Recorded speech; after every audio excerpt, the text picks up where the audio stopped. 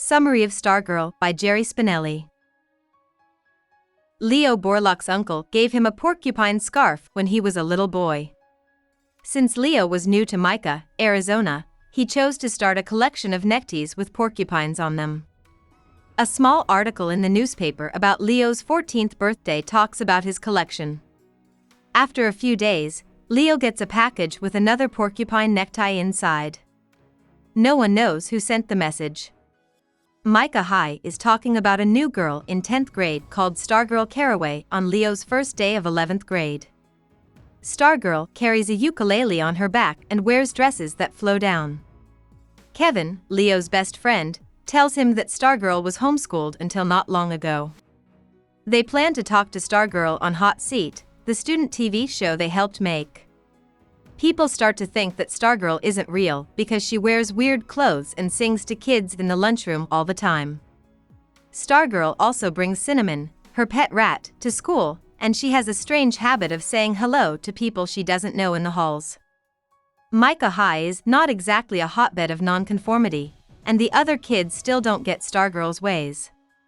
But Leo thinks there's something very real about her that he can't quite put his finger on. After some time, Stargirl goes to a Mica High football game and starts dancing around the field, which makes everyone very excited. Soon after, Stargirl is asked to join the group by the head cheerleader. A former archaeologist named Archie Brubaker helps the kids of Mica. Leo and Kevin ask him for advice. Archie agrees that Stargirl is not at all like him, but he thinks she's more like who we really are. His words to the boys are more by your questions than by her answers. Stargirl has become the coolest kid at school by December. Girls and boys, shy and outgoing, sporty and nerdy, are all drawn to her. Kids start recognizing and praising each other because of Stargirl's kindness, and they show who they are more through their clothes, activities, and views. Along with the rise of nonconformity, school pride grows. Leo thinks of this time as a golden age that didn't last long. A lot has changed since the Mica High Electrons made it to the state basketball playoffs. Stargirl's overly excited and silly yelling turns dangerous all of a sudden, and she starts cheering for the other team. The student jury group, led by Hilary Kimball, Stargirl's meanest critic, gets angry when she is asked on Hot Seat. The first thing they do is call Stargirl's name, and the cheers are inappropriate. The last thing they do is accuse her of wanting attention and ask, "Why can't you be normal?" Leo finds a silly Valentine's Day card in one of his papers after Mica High is knocked out of the playoffs. It comes from Stargirl. Leo avoids Stargirl at first because he feels torn, but he can't help but feel drawn to her. Leo learns how to relax while they walk through the desert on their first date. Leo is so happy about their friendship that he doesn't notice much else. That is, until Leo realizes that the whole class is avoiding them after a few days. Kevin tells them this because Stargirl is blamed for ruining Mica High's chances in the basketball contest. When Leo asks Archie for help, Archie tells him that Stargirl seems to connect with a more basic side of people that most people have forgotten about. He claims that the only question that counts is which of Leo's loves he values more, Stargirl's or the other students. Stargirl shows Leo how to find beauty and magic in everyday things while Leo and Stargirl go exploring together. He also helps Stargirl with her secret tasks by giving gifts and cards to people she doesn't know. He now knows that Stargirl sent him the porcupine tie 2 years ago. Leo loves spending time with Stargirl, but it hurts him that his friends don't like him. He wants Stargirl and the acceptance of his friends at the same time. He finally asks Stargirl, doesn't she care what other people think of her? To Stargirl, Leo's natural link to everybody else is strange, since she knows she doesn't have that. Leo tries to tell Stargirl why she needs to join the group because we live in a world of them, and they don't like her.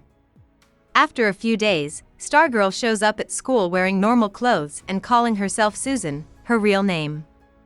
Leo is happy and likes being seen in public with her now. But Susan's desperate efforts to fit in don't win her friends' love.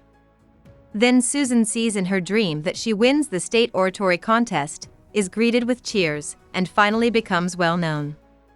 She was right when she said that Susan's speech would be a huge success. But when they get back to Micah High, only 2 teachers and Susan's friend Dory Dilson are there to cheer her on.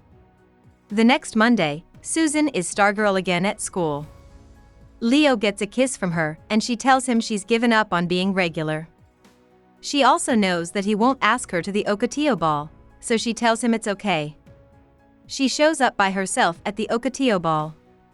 She dresses like a princess and dances happily by herself. Stargirl finally gets asked to dance by a guy, and soon she's leading a group of students in a silly bunny hop. A long line of kids walks off into the desert and then comes back dancing. People remember the dance from many years ago. Hilary Kimball slaps Stargirl for ruining everything before she goes, but Stargirl just kisses her on the cheek. Stargirl is never seen by anyone at Micah High again. Archie later tells Leo that Stargirl and her family have moved to Minnesota. Leo is shown Stargirl's secret office for doing nice things for other people. It's a shed with art materials, a birthday calendar, and detailed files on every person at Micah High. After 15 years, Leo works as a set artist in the East. Micah High now has a sunflower club for doing good things, a uke player in the marching band, and a practice of rooting for the other team. Leo thinks about Stargirl all the time and wonders if they'll meet again. He doesn't feel alone though. He was surprised with a porcupine necktie that arrived in the mail just before his most recent birthday. About the author. Spinelli was born in Pennsylvania, in Norristown. The poem he wrote about a championship football game getting printed in a local paper in high school made him think about writing as a career. His major at Gettysburg College was English, and he also took writing classes at Johns Hopkins University. After writing 4 books for adults that were never published, he found his way again by chance when a children's publisher liked one of his stories. So, when Space Station 7th Grade came out in 1982, Spinelli only wrote books for kids from then on. The book Maniac McGee won the Newbery Medal in 1990. He lives in Phoenixville, Pennsylvania. Hope we summarized it fully and you liked it.